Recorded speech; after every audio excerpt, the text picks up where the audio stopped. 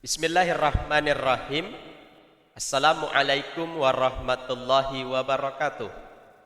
Kembali kita akan melanjutkan metodologi penelitian ilmiah. Kalau kemarin kita sudah membahas yang pertama itu mengenai judul, yang kedua kita sudah membahas mengenai latar belakang masalah, yang ketiga kali ini kita akan membahas mengenai rumusan masalah. Mari kita lihat apa itu rumusan masalah. Rumusan masalah yaitu permasalahan penelitian yang dijelaskan dalam bentuk pertanyaan untuk dijawab melalui proses penelitian yang akan dilakukan. Jadi, rumusan masalah ini adalah berbentuk pertanyaan yang akan diselesaikan di dalam penelitian. Jadi dirumuskan dia. Itu dia ya. Kemudian syarat ataupun tahapan untuk menulis sebuah rumusan masalah, yang pertama adalah spesifik. Nah, spesifik itu langsung pada intinya, tidak berbelit-belit. Jadi spesifik itu langsung pada inti permasalahan yang akan dibahas. Yang kedua, relevansi, artinya relevan untuk diteliti, masih baru, masih bisa diteliti, atau temanya masih kekinian, ya relevan, artinya cocok untuk diteliti. Yang ketiga adalah ditulis dalam satu kalimat, jadi ditulis dalam satu kalimat. Yang keempat, ditulis dalam satu kalimat pertanyaan. Kalau tadi ditulis dalam satu kalimat, kemudian ditulis dalam satu kalimat pertanyaan. Nah, yang kelima, gunakan kalimat tanya. Kalau untuk menulis rumusan masalah harus menggunakan kalimat tanya.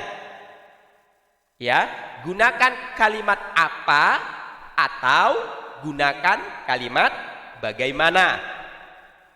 Kemudian yang keenam ataupun yang terakhir adalah setelah ditulis, kemudian dalam satu kalimat pertanyaan tersebut harus diakhiri dengan tanda tanya di ujung ataupun di akhir dari kalimat dari rumusan masalah yang kita tulis.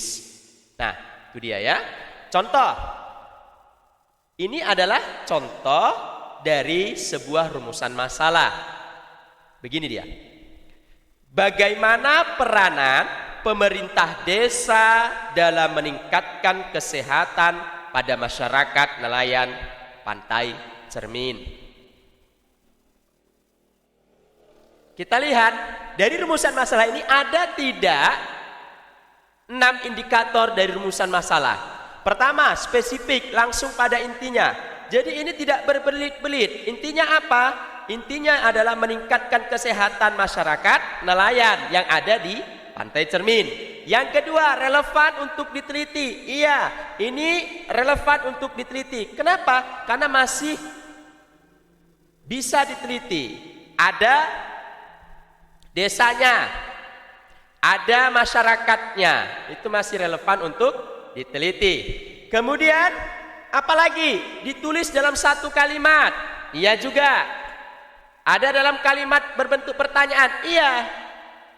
Ini dalam kalimat pertanyaan. Ya.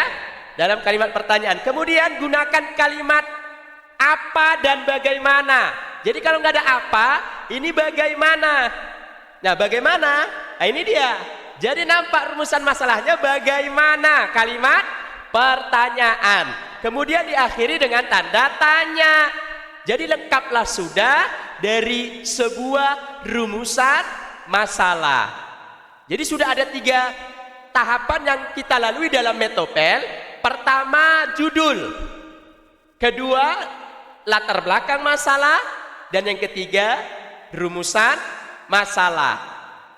Nah, mudah-mudahan ini dapat membantu Anda sekalian di dalam menulis sebuah rumusan masalah. Sekian yang dapat saya sampaikan. Lebih dan kurangnya saya mohon maaf. Akhirul kalam. Billahi taufik wal hidayah. Wassalamualaikum warahmatullahi wabarakatuh.